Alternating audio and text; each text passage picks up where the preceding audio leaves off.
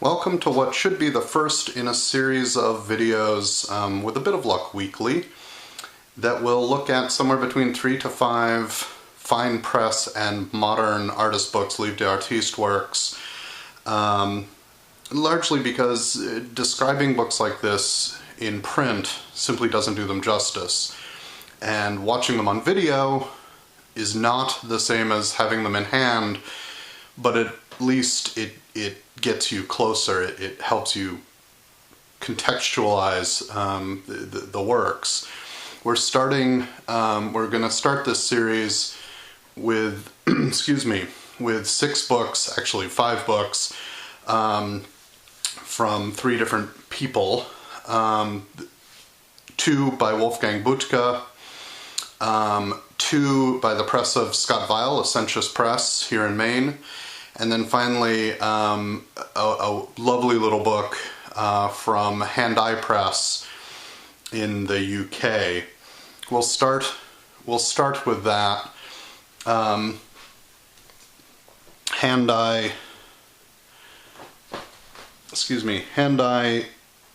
produced this in 2011. It won the Parrot Prize at the Oxford Fine Press Fair, due in large part to the extraordinary illustrations by Angela Barrett. It's simply and elegantly designed. The plates are tipped in. It is not the masterwork, if you will, that something like Didier Moutel's Jekyll Hyde is, but it's orders of magnitude more approachable, and a lovely read, a lovely book in hand. And again, her illustrations are extraordinary. Next, we'll look at 2 books by Wolfgang Buchta from the UK. He does remarkable etchings and aquatint work, and hand lettering and brushwork as well. In 2009, he became, I believe in his terms, obsessed with newsprint, the idea of drawing over newsprint, and he thought that Bartleby the Scrivener by Melville would be a sort of perfect medium to explore this. And this book is the result. Combination of microprinting, his illustrations, all done over newsprint, and then all of the text is hand lettered, is all manuscript onto plate, which of course means he did it backwards. Which, as you'll see in the next, is something he's prone to. But the illustrations are simply stunning. His technique and his printing, I'm just going to sort of flip this way.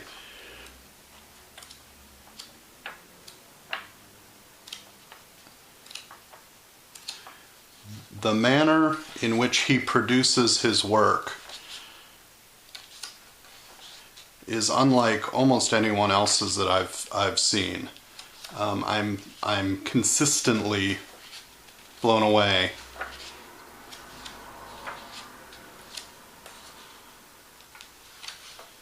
by his work, and it's a fabulous story as well. Now, the piece that defines him for me is H.P. Lovecraft's Beyond the Wall of Sleep.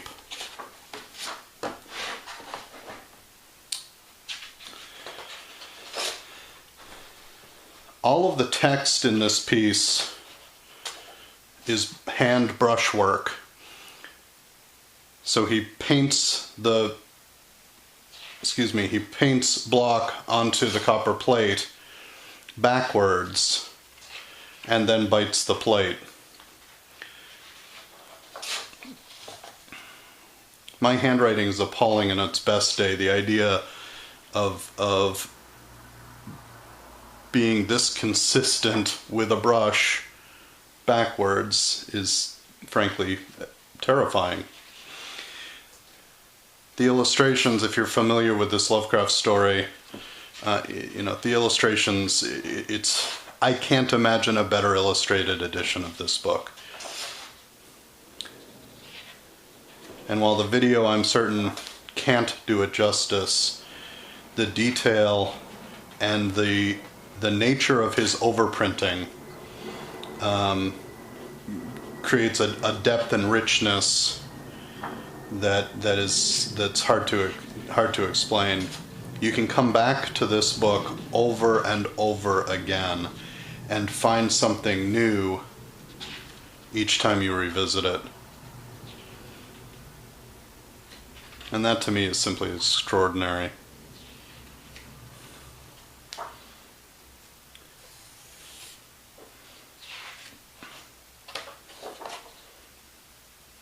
This is one of my favorite books right now. Just cannot get over how beautiful it is.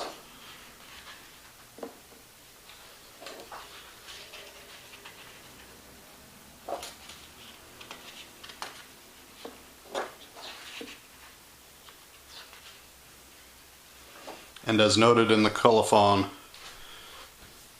2 to 5 plates each, etching aquatint, open bite, lacquer, 4-step brush text. Simply remarkable. Finally for today, we have a couple things from Ascensius Press, the work of Scott Weil. 2 different states of his recent Consider the Lobster, David Foster Wallace's remarkable story about the Rockland Seafood Festival, Lobster Festival. There are 2 different states. The edition, the lettered edition, excuse me, of 26 copies was issued like this, in a binding by Garay-Perot, with the green scalloped, flipper-like, if you will, paste papers, and the dark green binding. The original binding idea, if you will, was to mix the two, which is to say the live state of the lobster in the dark green paste paper, and then the after, if you will, in a cooked lobster red with a lovely inlaid dark green label. For a number of reasons, they ended up deciding to go with the solid green, but there's a binder's proof, if you will. So it's outside the edition of 26, but in my not remotely humble opinion, it is absolutely the way it should have been bound. It's stunning. The book itself is lovely. Not so much the end papers, but there you are.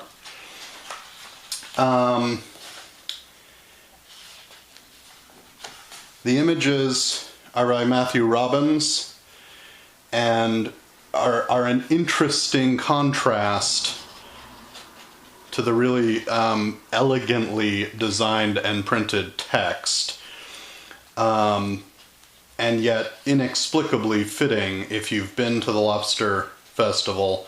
I mean, they are absolutely perfect for the book and for the event. This is the first fine press edition of any David Foster Wallace work, and it's beautiful. It's simply a beautiful, elegant piece of printing, as Scott is wont to do. The last book is also Scott's from a number of years ago.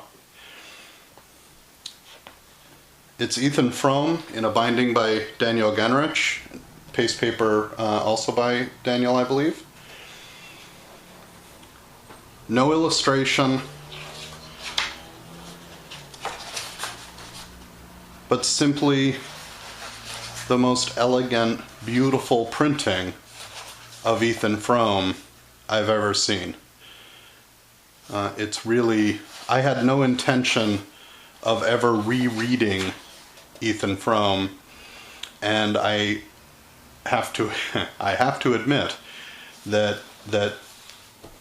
this book, the first copy I received, I loved so much in hand that I sat and reread it. And there's something to be said when the object of a book can bring you back to it and let you experience it anew. Anyway, thank you for your time. With a bit of luck, as I said, I'll improve at these, and we'll see what we bring out next week.